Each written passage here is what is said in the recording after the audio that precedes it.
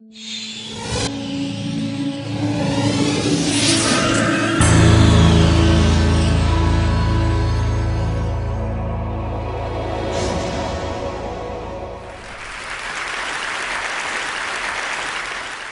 the end of this year, there will be nearly 1 billion people on this planet that actively use social networking sites. The one thing that all of them have in common is that they're going to die. Now, while that might be a somewhat morbid thought, I think it has some really profound implications that are worth exploring.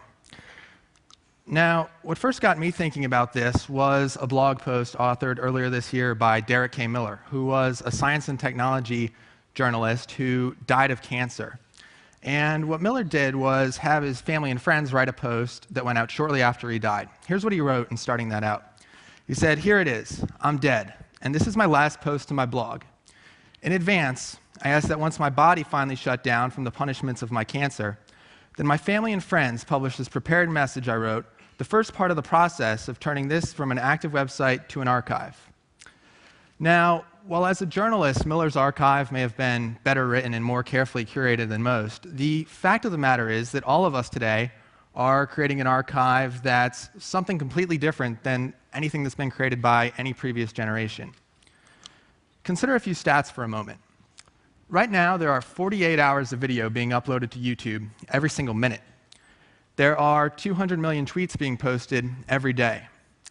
And the average Facebook user is creating 90 pieces of content each month. So when you think about your parents or your grandparents, at best they may have created some photos or home videos or a diary that lives in a box somewhere. But today we're all creating this incredibly rich digital archive that's going to live in the cloud indefinitely, years after we're gone. And I think that's going to create some incredibly intriguing opportunities for technologists. Now, to be clear, I'm a journalist and not a technologist, so what I'd like to do briefly is paint a picture of what the present and the future are going to look like. Now, we're already seeing some services that are designed to let us decide what happens to our online profiles and our social media accounts after we die. One of them, actually fittingly enough, found me when I checked into a deli at a restaurant in New York on Foursquare.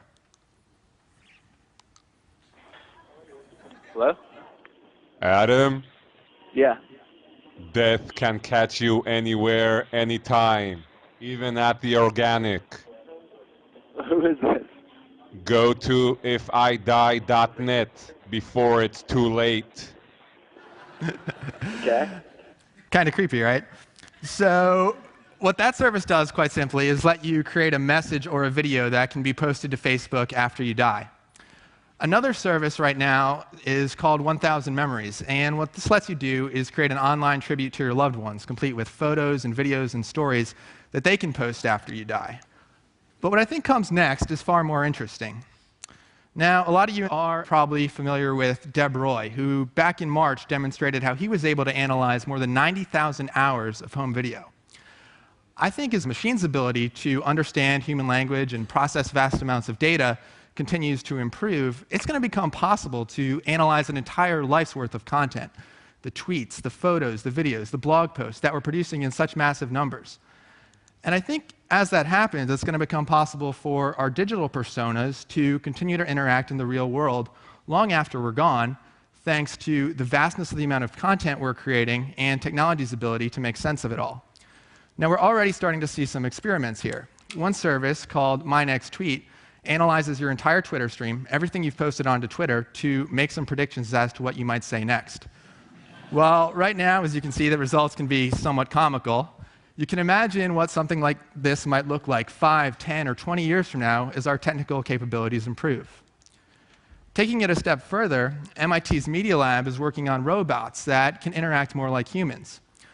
But what if those robots were able to interact based on the unique characteristics of a specific person, based on the hundreds of thousands of pieces of content that that person produces in our lifetime?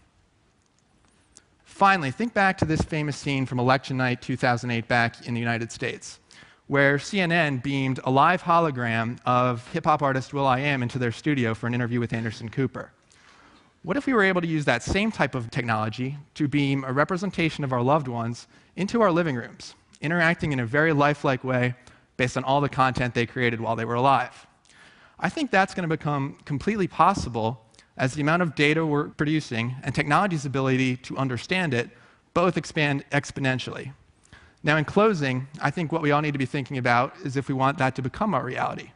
And if so, what it means for our definition of life and everything that comes after it.